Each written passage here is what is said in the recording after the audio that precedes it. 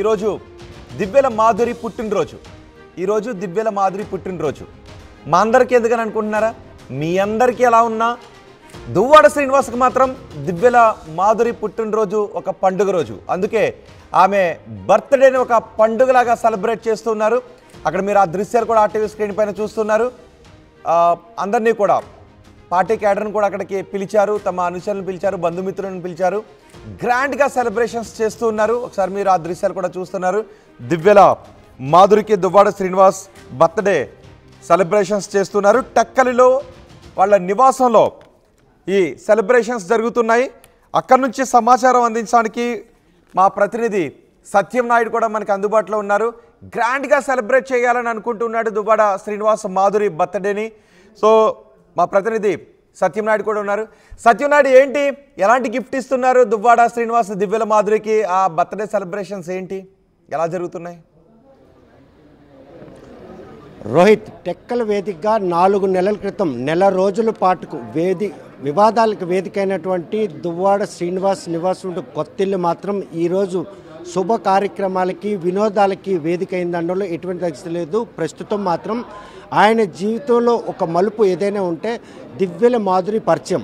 ఈరోజు ఆ పరిచయం తనని ఎంతలా బాధించినా ఆ బాధను మర్చిపోయేందుకు మాత్రం తనకు పునర్జీవనం ఇచ్చే నేపథ్యంలోనే ఈరోజు దివ్యల మాధురి పుట్టినరోజు వేడుకలను మాత్రం ఘనంగా నిర్వహించాలి అన్నటువంటి సదుద్దేశంతో దువ్వాడ శ్రీనివాస్ ఈరోజు ఆ కొట్టింత వద్ద మాత్రం ఈరోజు ఆమె పుట్టినరోజు వేడుకలను ఘనంగా నిర్వహిస్తున్నారు.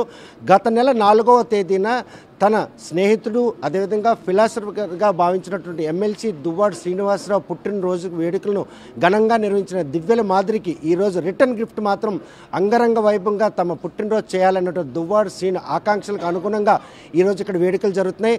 తమ జీవితాల్లో ఉన్నటువంటి ఈ బాధను, అదేవిధంగా వచ్చినటువంటి ఈ అపవాదులను కూడా తొలగించుకొని స్నేహితులుగా ఉన్న వారు మాత్రం రేపు వివాహాది బంధం దిశగా వారి తాలూకు పైన ముందుకు వెళ్తుందనడంలో ప్రస్తుతం దివ్యల మాధురి పుట్టినరోజు వేడుకలు మాత్రం మనకు సుస్పష్టంగా కనిపిస్తున్నాయి.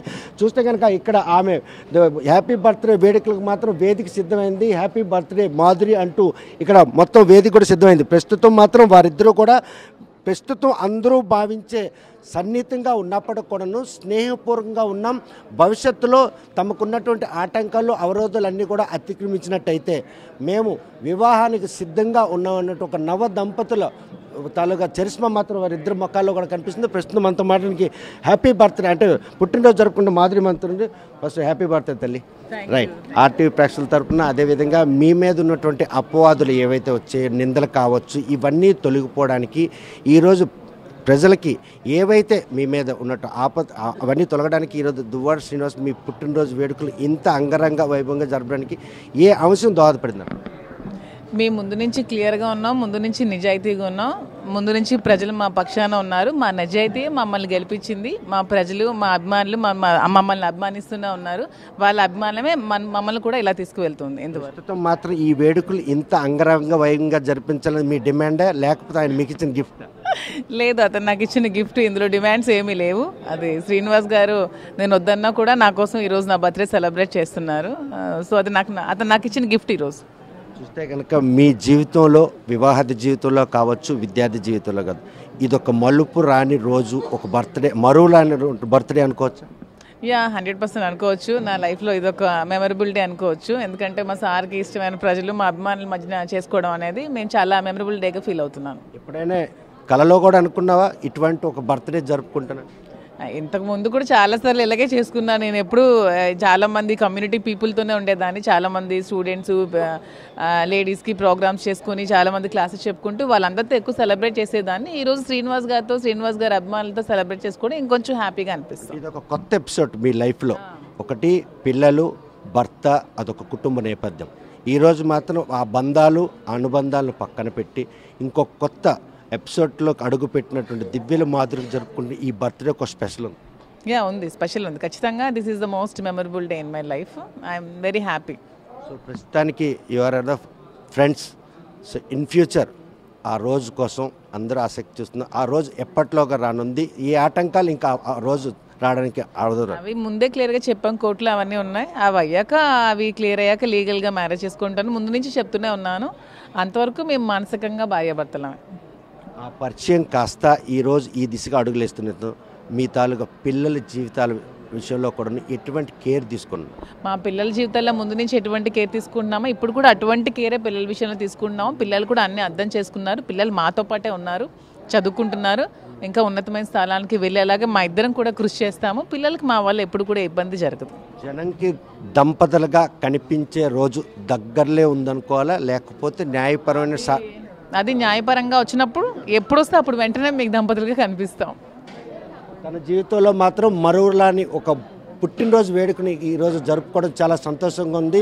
మునుపట్లో ఎన్నో పుట్టినరోజు వేడుకలు అయితే జరుపుకున్నాను, కానీ ఈరోజు తనను అభిమానించే ఒక వ్యక్తి గిఫ్ట్ విధంగా ఈరోజు ఈ వేడుకలు జరపడం మాత్రం చాలా సంతోషంగా ఉన్నాను. తమకు ఏవైతే న్యాయపరమైన సమస్యలు ఉన్నాయో సమస్యలను అతిక్రమించిన తర్వాత తమ భార్యాభర్తలుగా ప్రపంచానికి అదేవిధంగా అందరికీ చెప్పే రోజు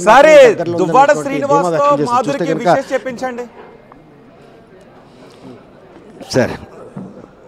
ఈరోజు ఆమె పుట్టినరోజు విషెస్ ఏ విధంగా మీరు చెప్పదలుచుకున్నారు ఒకసారి మీ ద్వారా చెప్పాలి. ఈ ఫ్లవర్స్ తీసుకొని చెప్పేయాలి.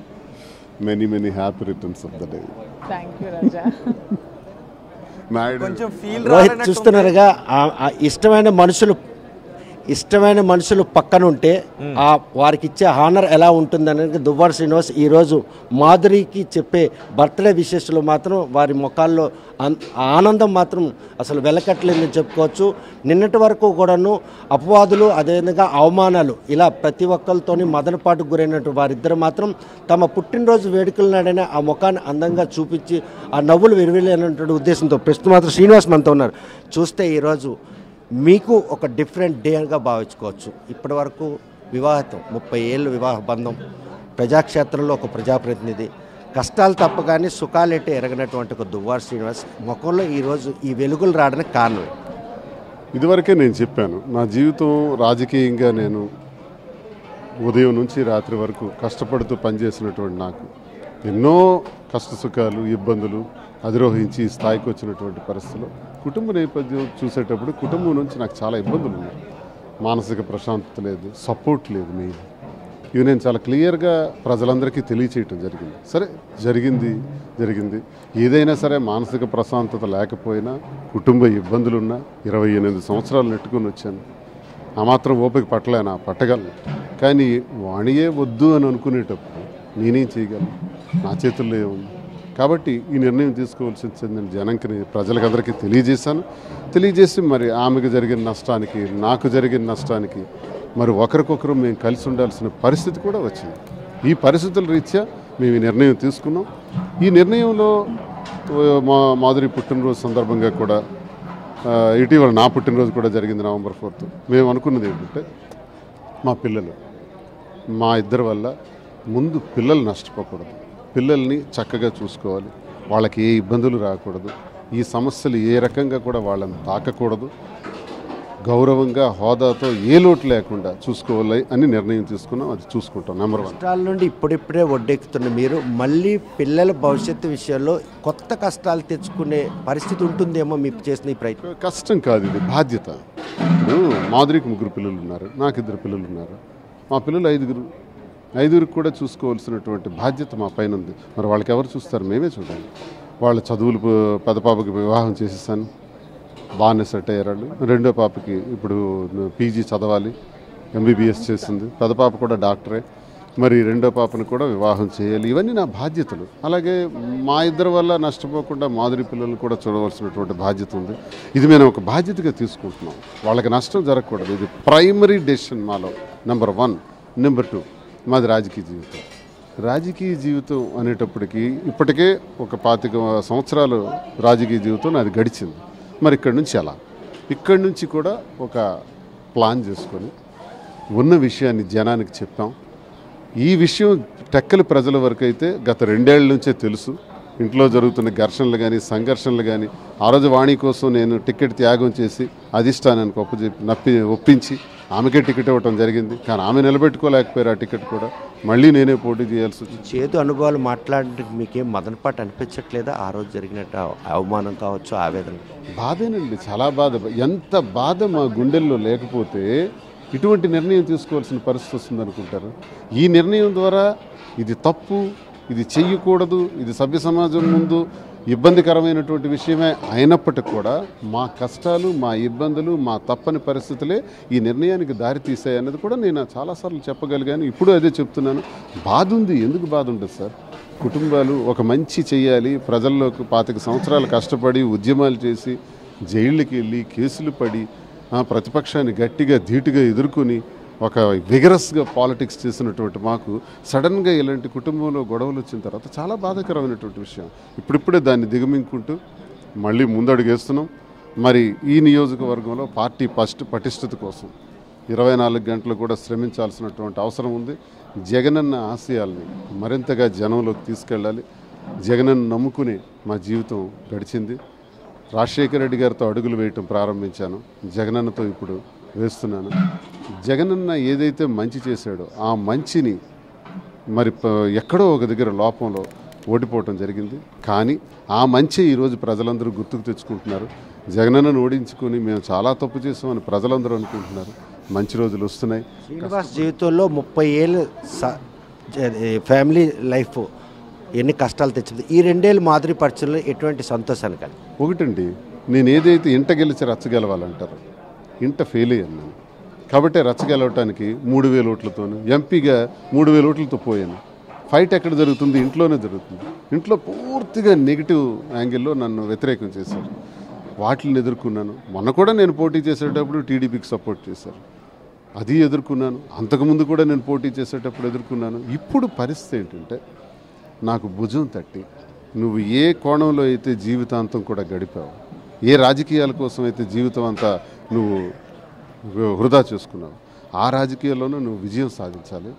మళ్ళీ నువ్వు ఫీల్డ్లోకి వెళ్ళాలి. నేనున్నాను. అన్ని రకాలుగా కూడా ఇంట్లో నీకు సపోర్ట్ చేసి నేను ముందుకు పంపించే ఏర్పాట్లన్నీ నేను చూసుకుంటాను. నువ్వు ఆ కార్యక్రమాన్ని చక్కదిద్దాలి. నువ్వు గెలవాలి, ఎమ్మెల్యేగా ప్రజలకు సేవ చేయాలి.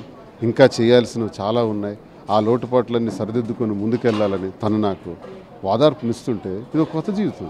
ఇది లేకే కదా దెబ్బతున్నాను. ఈ సపోర్ట్ నాకు ఈరోజు దొరకడం చాలా సంతోషంగా ఉంది. ఈరోజు ఒక స్నేహితురాలు పుట్టినరోజుగా చేస్తున్నారా, కాబోయే భార్య పుట్టినరోజు కాదు? ఇంక ఇందులో రహస్యం ఏముందండి? మేమిద్దరం కలిసి ఉన్నాం, జనానికి చెప్పాను, ప్రజలందరికీ ఈ విషయం తెలుసు, కలిసి ఉన్నాం.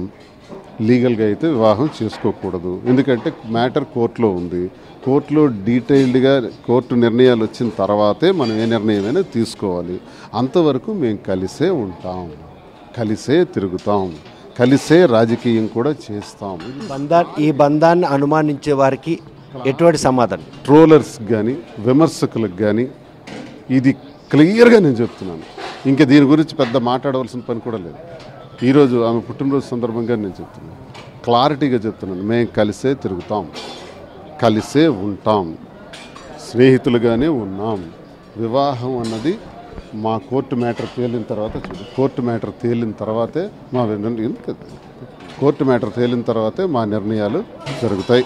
అప్పుడు కోర్టు ఆదేశాల ప్రకారం జరుగుతాయి తప్ప ఇప్పుడు నేననేది ఏంటంటే దీనికి ఆక్షేపించడం, ఇదేదో తప్పు కింద మాట్లాడటం, పదే పదే ఇదే మాట్లాడటం. నేను రాజకీయం గురించి ప్రశ్నిస్తే, సిద్ధాంతపరంగా మాట్లాడితే ఈ సబ్జెక్ట్ ఎత్తున్నారు చాలామంది. అంటే మీకు చేత కావట్లేదా? నా ప్రశ్నకు సమాధానం చెప్పాలా? కూటమి ప్రభుత్వంలో జరుగుతున్నటువంటి అన్యాయాలు నేను ప్రశ్నిస్తున్నాను. గతంలో 25 సంవత్సరాలు ప్రశ్నించాను, ఇప్పుడు ప్రశ్నిస్తున్నాను. ఇది పాత జీవితమే. ఈ పాత జీవితానికి ఇది లింకప్ చేసి నాకేమైనా ట్రోల్ చేస్తే ఆగిపోతాను అనుకోవడం ట్రోలర్స్ తాలూకా భ్రమ. అలా ట్రోల్ చేస్తే నేను ఆగేది లేదు, ఇంకా రెచ్చిపోతాను, ఇంకా గట్టిగా. టీవీ వేదికగా ఈరోజు మాదిరికి ఏం గిఫ్ట్ ఇవ్వబోతున్నా? దువ్వాడ శ్రీనివాస్ గారిని మించిన వాల్యూ అయిన గిఫ్ట్ ఏదైనా ఉంటే అప్పుడు చూపించండి. అప్పుడు నేను శ్రీనివాస్ గారిని అది మీ సాక్రిఫైస్, కానీ మీరేమివ్వబోతున్నారు? ట్రూత్ మీరు చెప్పండి. ఫస్ట్ శ్రీనివాస్ గారిని మించిన గిఫ్ట్ ఏమైనా ఉంటే నాకు చూపించండి, అప్పుడు అది అడుగుతాను. మీ సాక్షికి అది సంతృప్తి, కానీ ఆయన మీకేం గిఫ్ట్ ఇవ్వబోతున్నారు ఆర్టీవీ చెప్. నా మనసే ఇస్తున్నాను గిఫ్ట్.